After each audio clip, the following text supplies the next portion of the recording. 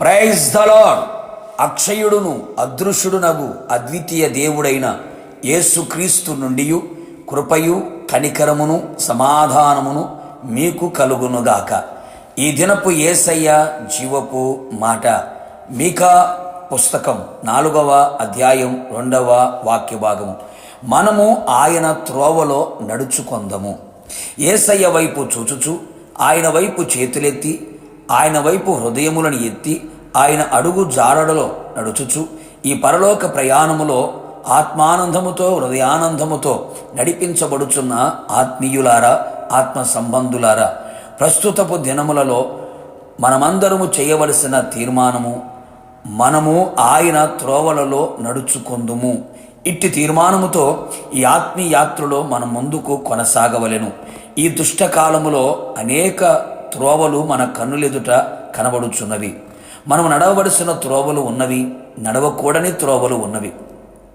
దేవుడు నియమించిన త్రోవలు కలవు, సాతాను నియమించిన త్రోవలు కూడా కలవు.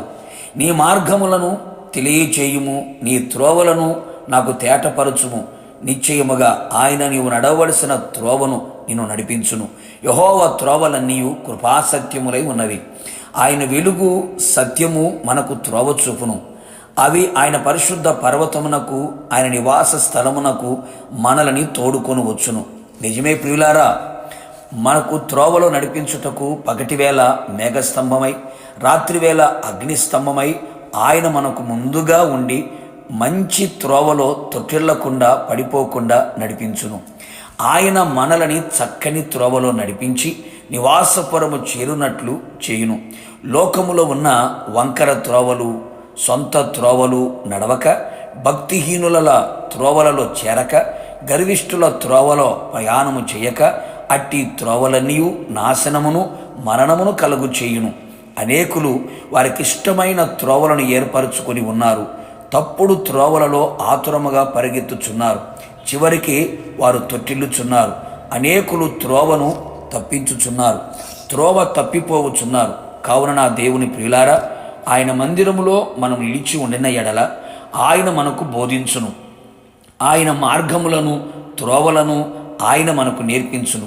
ఆయన త్రోవలు పరిశుద్ధమైనవి, సమాధానకరమైనవి, యథార్థమైనవి, సత్యముతో నిండినవి, క్షేమకరమైనవి, మేలుకరమైనవి. ఆయన పాద సన్నిధిలో నిలిచి ప్రార్థించదము, ఆయన వాక్యమును ధ్యానించదము, ఆత్మచేత నింపబడెదము, ఆయన మీదనే ఆధారపడెదము. నిశ్చయముగా ఆయన త్రోవలు మనకు బయలుపరచును. ప్రయోజనకరమైన ఉపదేశము చేసి నడవవలసిన త్రోవలో మనల్ని నడిపించి ఆయన నిత్య రాజ్యములో మనలను చేర్చును. యుగయుగములు యేసయ్యతో కూడా మనము నిలిచి ఉందము.